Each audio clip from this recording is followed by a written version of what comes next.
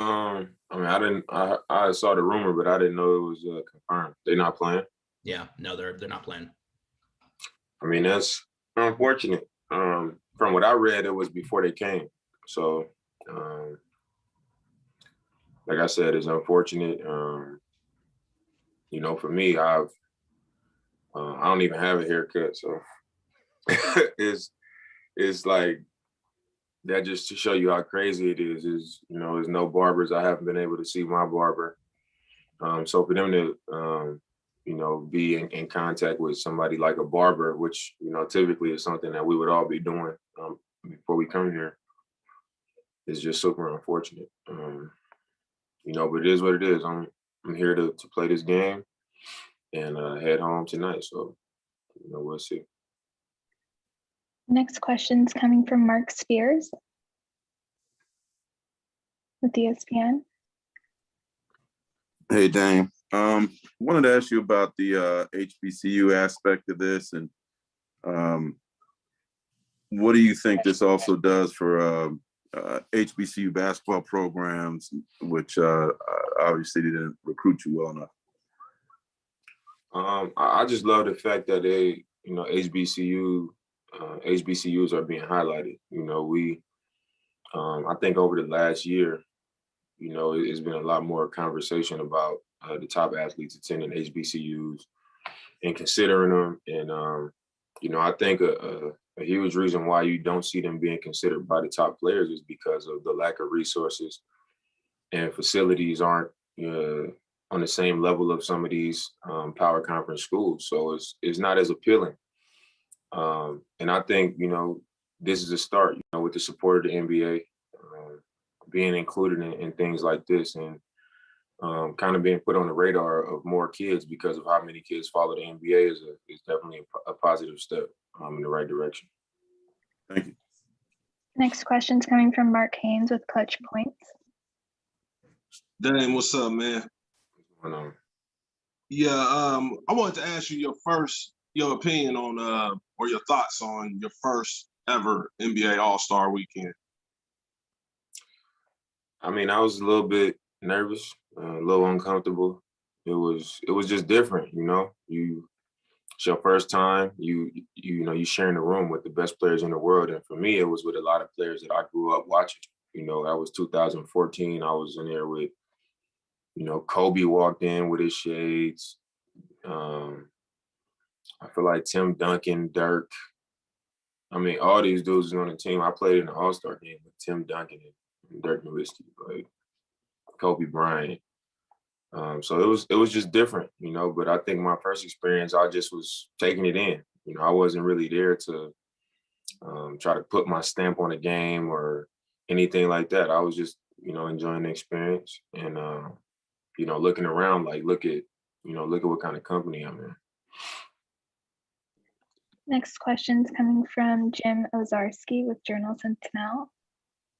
Dame, Milwaukee Journal Sentinel out here in Milwaukee.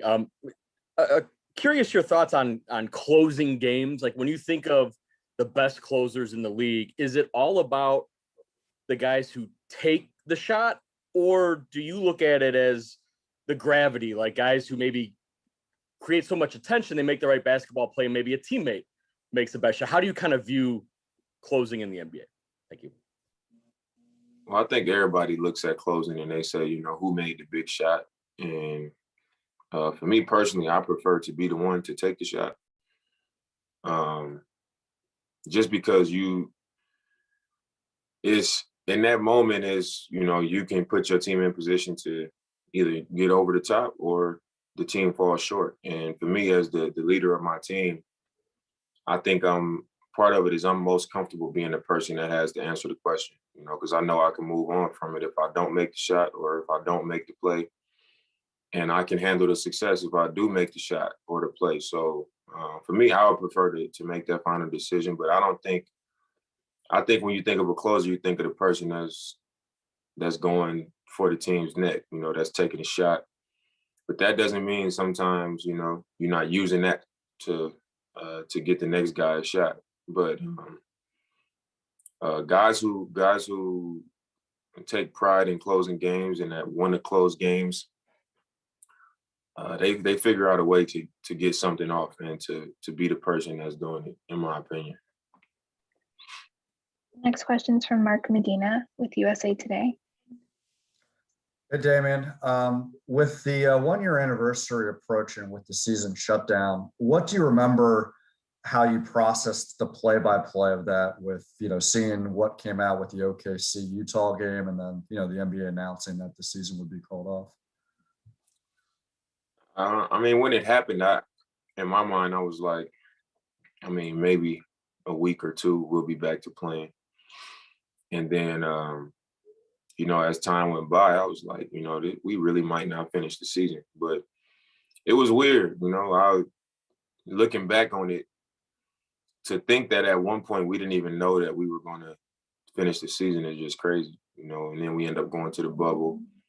It ended up being a super solid experience, and, us being a part of history in the NBA, going to finishing the season in the bubble. So it ended up working out. But when I think back to the time that it happened, to me, it just didn't register as something I was as serious as it is for us now. Like you just said, we a year removed from that time. Sorry, I didn't quite catch that. Could you please repeat it? Smartphones, man.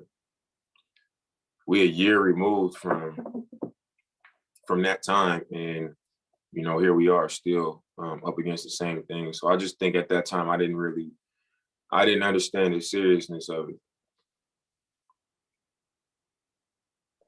Next question is coming from Dan Wilkie with LA Times. Hey, Dan.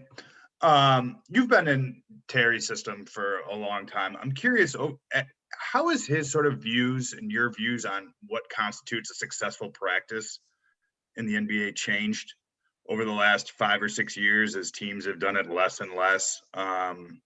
And do you feel like there are any, I know obviously the rest is a huge positive, but have there been any negatives to teams that maybe not practicing as much?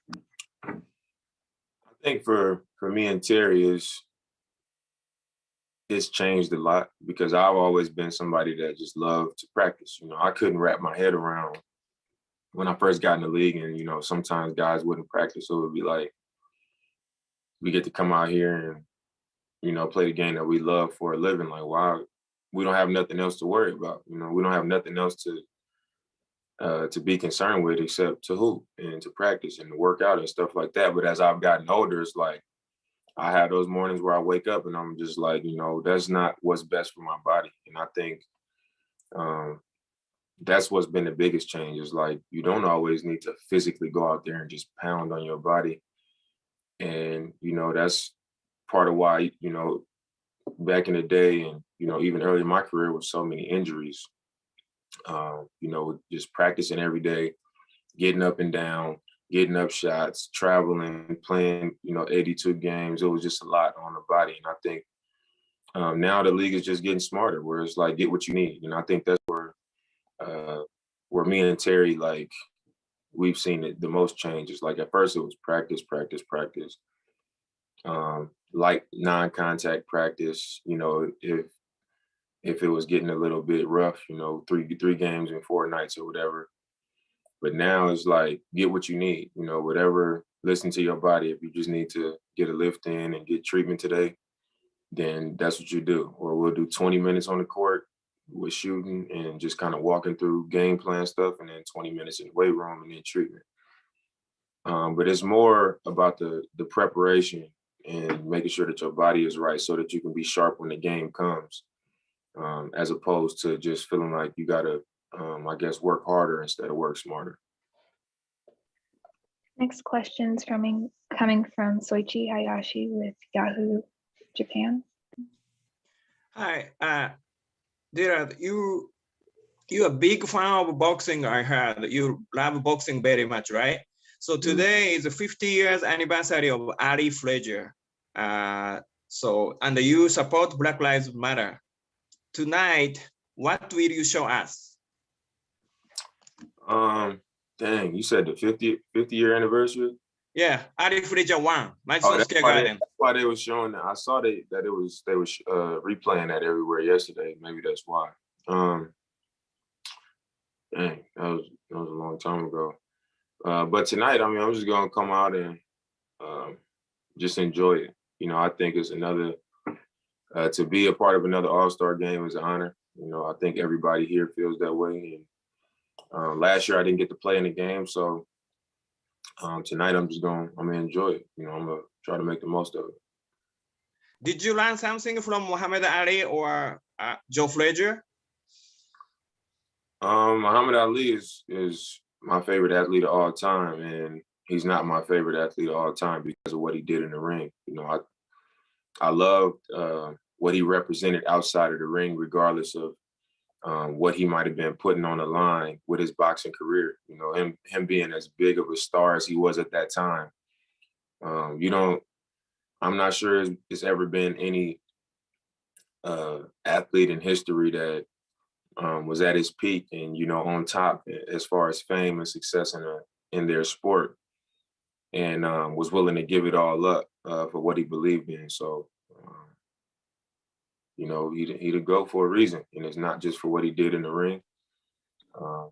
You know, and that's something that I take away from him is not letting who I am as an athlete or what my career is get in the way of who I am as a person and how I really feel and what really matters to me. Next question is coming from Christos Saltas with Sport DNA. Hello from Greece, Dame. I would like to ask you, when you're starting your career as a pro, did you imagine that one day that everyone recognized you as one of the best guards of your era?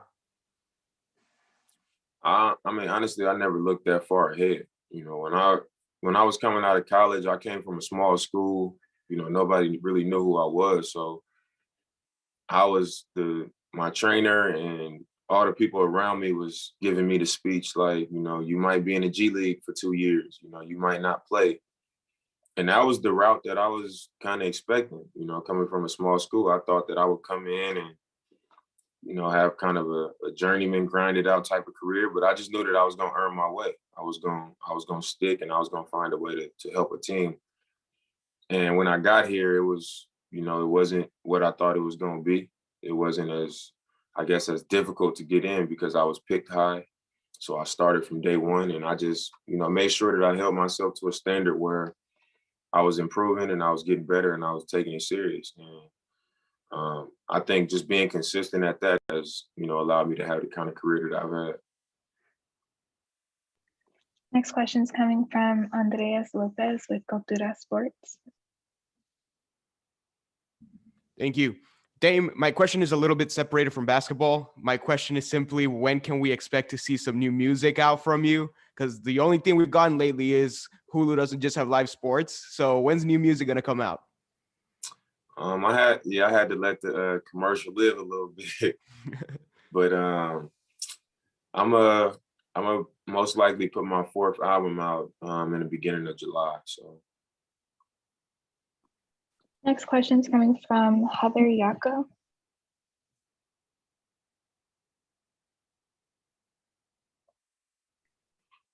I think you're muted, Heather.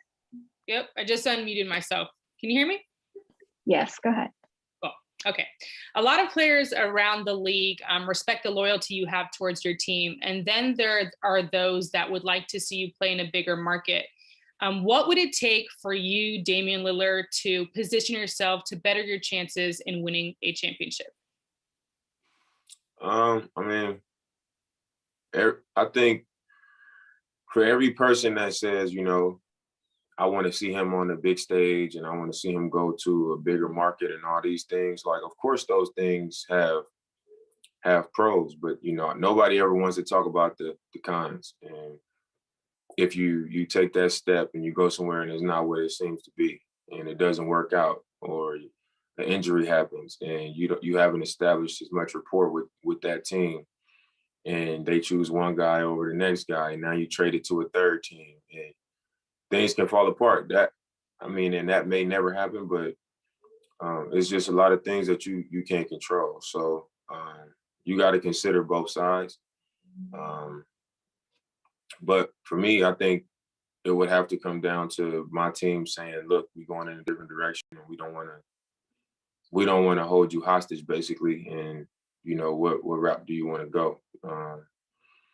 But just like for every person that has that to say, I'm saying, okay, if everybody doesn't think I can do it in Portland and we can't win in Portland, what does it mean and what happens when we do?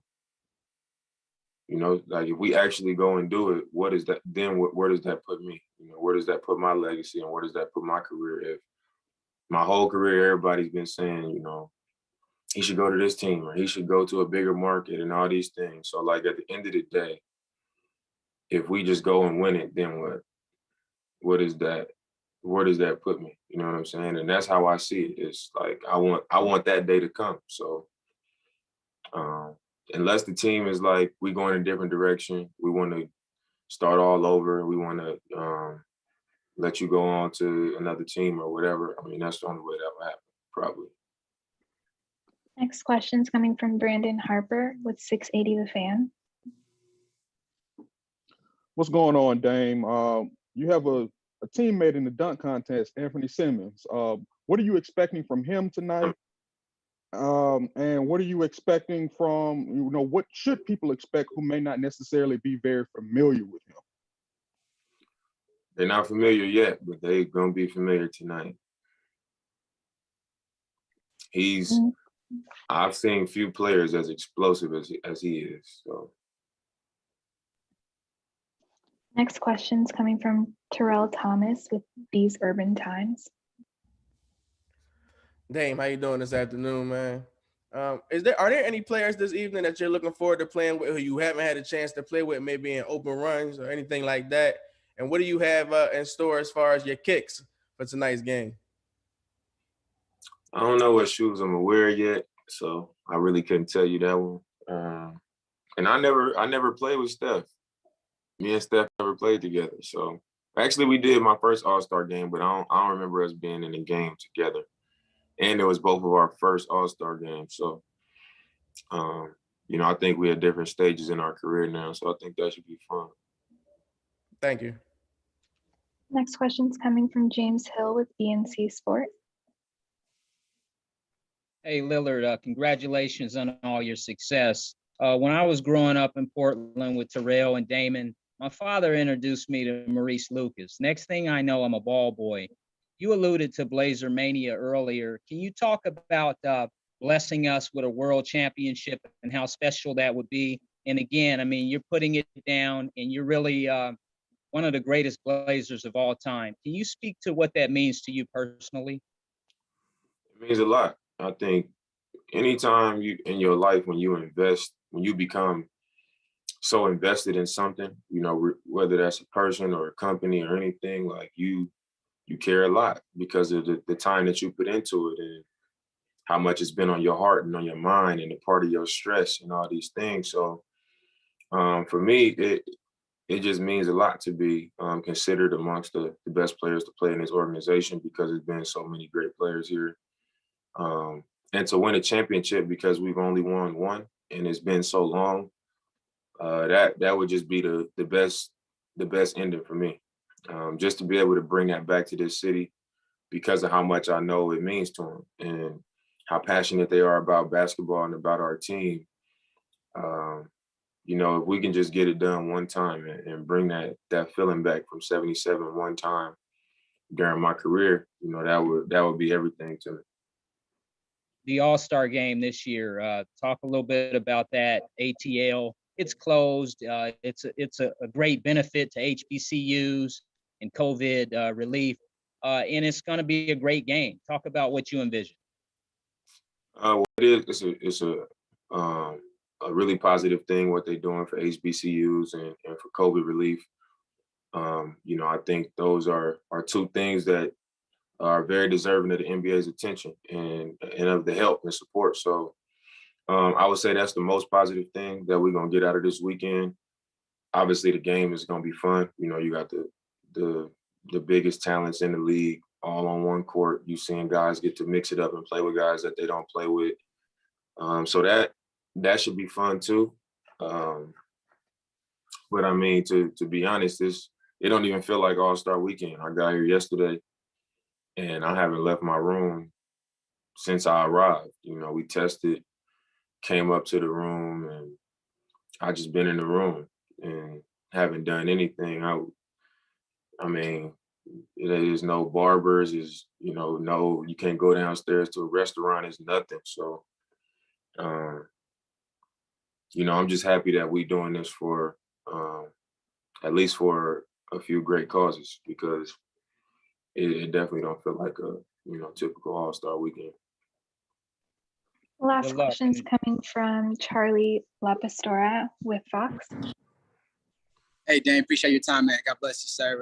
You know, I'm just wondering, it's been a long time since 2020, it seems like, but just what is your vision and what are some of the lessons you've learned in regards to racial inequality, social injustice, to continue the conversation so it doesn't become just a trend, Dame, doesn't become just, you know, the 2023 Black History Month thing, but an everyday thing? I learned a lot. You know, I think the most important thing is that you got to take action. You got to be a part of the action, because when you got such a broad topic and such a huge topic, it's easy to just jump in the conversation, and everybody talking about it becomes enough, because we live in a world full of gossip and news and hot takes and things like that. And before you look up and a year goes by, and all we've done is just, it's been the topic of conversation, you know, but nothing that could have actually happened. So I think taking action has been the biggest thing, which for me starts in my community and with the people that I'm directly connected to. You know, how can I impact and lift them up and kind of plant those seeds and then branch off from there, just to